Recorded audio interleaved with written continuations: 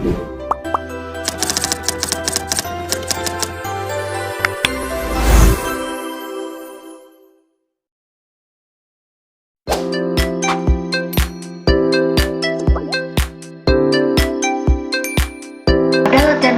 contoh pertama, kita membahas tentang implementasi sederhana dari sebuah fungsi untuk menghitung indeks massa tubuh. Nah, di sini itu ada terdapat hitung BMI, yang dimana fungsinya untuk menghitung indeks massa tubuh berdasarkan dua parameter yang diberikan, yaitu berat dan juga tinggi. Pada pemanggilan pertama, ada beratnya sama dengan 70 dan tingginya itu sama dengan 180. Dengan menggunakan kata kunci ini, kita secara eksplisit menyebutkan nama parameter dan nilai yang sesuai. Pada pemanggilan kedua, urutan kata kunci tinggi dan berat dibalik. Tetapi karena kita menggunakan kata kunci, Python masih dapat memahami dengan benar bahwa 180 yaitu tinggi dan 70 itu berat. Kalau kita run itu hasilnya akan seperti ini. Kata pemanggilan fungsi ini akan memberikan hasil yang sama. Jadi dua kata kunci ini akan memberikan hasil yang sama, yaitu mencetak nilai BMI ke layar berdasarkan perhitungan yang sesuai dengan formula yang terdapat dalam fungsi tersebut. Jadi ini mencetaknya.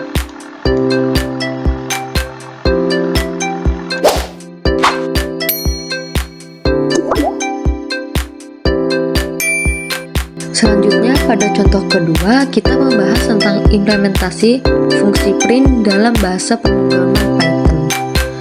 Jadi, di sini fungsi mencetak string selamat pagi tanpa baris baru n sebagai format awal, menggunakan for untuk menelusuri setiap elemen dalam tupel.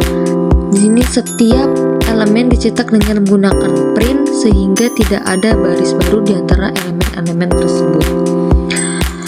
Kata selamat pagi ini memiliki 4 argumen berupa string, yaitu Jono, Siti, Topa, dan Ahmad. Nah, jika misalkan kita run, hasilnya akan seperti ini.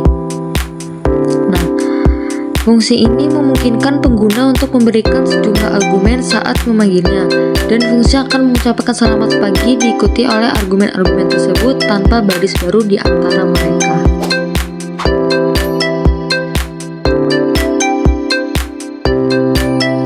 Selanjutnya yaitu pada contoh ketiga, di mana sebuah program ini menjelaskan tentang program sederhana yang meminta pengguna untuk memasukkan usianya.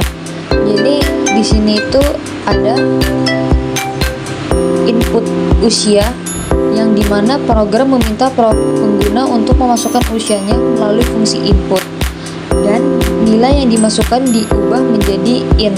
Menggunakan fungsi int ini, nilai tersebut kemudian disimpan dalam variabel usia. Nah, selanjutnya itu di sini tuh ada if, elif, dan juga else.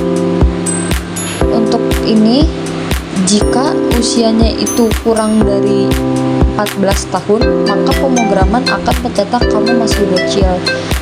Kalau usianya sudah di atas 15 tahun, maka pemrograman akan mencetak kamu sudah mulai remaja.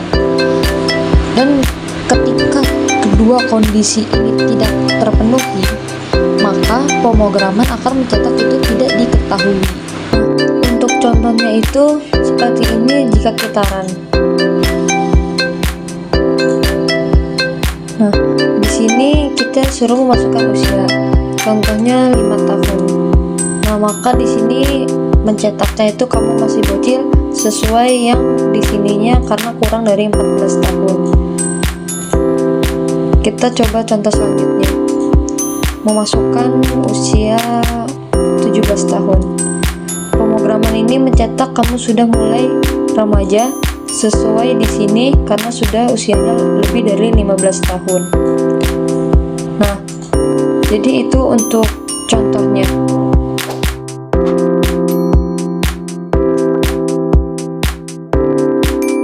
Nah, untuk contoh keempat ini kita membahas tentang pemrograman Python, yaitu tebak-tebakan angka, yang dimana yang pertama di sini ada angka 9, yaitu angka yang harus ditebak oleh pemain. Dan angka -1 ini angka awal dari sebuah permainan. Nah, di sini kita ada well ini, dimana untuk input ini pengguna pemain harus memasukkan angka yang ingin ditebak. Dan di sini ada if, elif, dan juga elif. Nah, untuk yang ini dimana ketika kita tepat sekali untuk menebak angkanya, maka pemrograman akan mencetak selamat tebakan Anda benar. Tapi kalau misalkan kita angkanya itu lebih dari yang harusnya angka 9 ini, maka pemrograman akan mencetak angkanya lebih dari yang angka kita tebak. Nah, begitupun sebaliknya kalau yang kurang dari. Nah, jika di run, maka hasilnya itu akan seperti ini. Nah, di sini ini kita suruh memasukkan angka. Misalkan angka 3. Nah, maka angka 3 ini salah karena angkanya itu lebih dari angka 3 sesuai yang di sini. Nah, selanjutnya masukkan angka 10. Nah, di sini maka angkanya itu salah, angkanya itu kurang dari 10 sesuai yang di sini. Nah, disuruh masukkan angka lagi. Misalkan angka 9. Nah, selamat tebakan Anda benar karena di sini saya tepat menebak yaitu angka 9. Jadi itu untuk contoh yang keempat.